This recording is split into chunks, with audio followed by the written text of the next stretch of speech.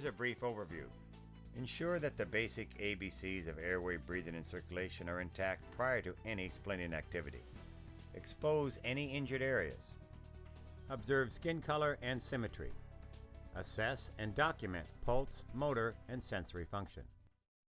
Apply constant yet gentle long axis, that is, in-line manual traction on severely deformed long bone fractures. Return extremity to its normal anatomical position with an assistant supporting the extremity under the suspected fracture site. If the patient complains of increased pain, or if there is resistance during manipulation, then stop and immobilize the extremity as best as possible in the position found.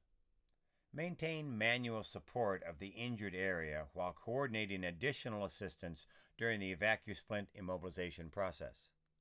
Your healthcare partner or a qualified assistant should apply appropriate dressings to all wounds in and around the suspected fracture site.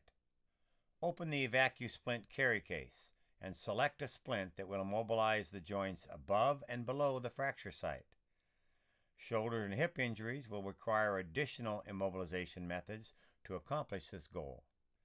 Remove the red leashed cap from the maxi valve and push in on the red end of the valve to equalize the air pressure in the splint. Lay the splint out on the ground and manually distribute the beads evenly throughout the splint. The EVAC-U-SPLINT should be soft enough to easily and comfortably conform to the injured area, yet firm enough to keep the beads in place if positioned vertically. This adjustment method can easily be made by simply removing or allowing air to enter the splint. Maintain support of the injured area and elevate, if indicated, the injured extremity just enough to apply the splint. Slide or place the splint under the injured area, positioning the splint so that at least one strap is above the suspected fracture site and at least one strap is below the suspected fracture site. Cradle the injured extremity with the splint and gently manipulate beads into voids to provide the best conforming mold possible. The splint should conform easily. If not, simply adjust by allowing air to enter the splint. The splint edges should not overlap. Tip: leave an open space approximately 1 inch whenever possible along the length of the splint. This provides proper mobilization, yet also allows for visual inspection along the full length of the injured extremity. If the splint is too wide, fold the strapless edge back on itself and smooth out the edge to form a narrower splint. Hold the splint in place hands-on stable by grasping both top leading edges above and below the fracture site.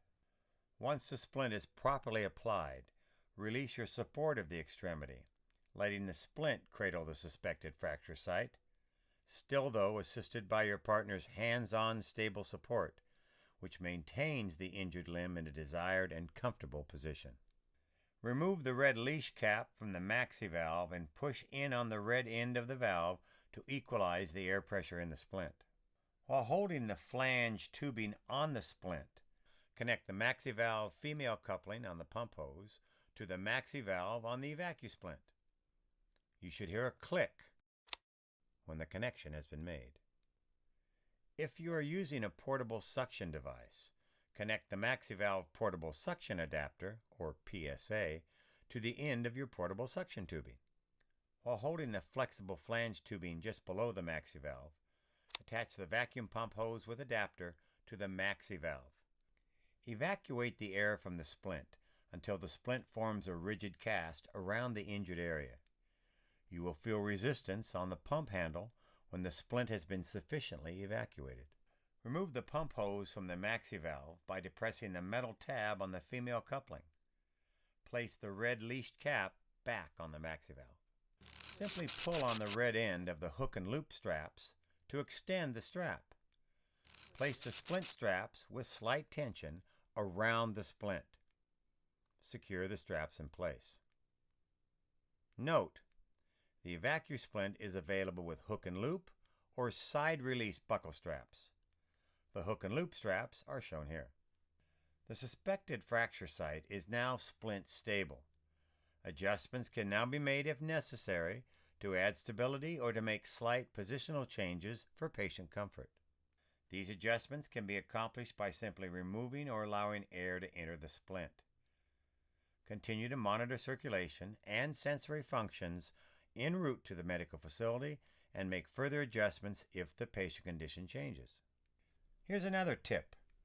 During aeromedical transport, the splint may soften slightly with a significant increase in altitude.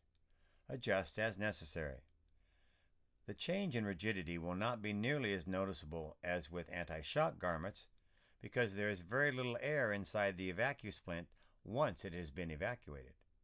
Finish treatment of the patient with the appropriate EMS equipment and supplies based on the patient's needs.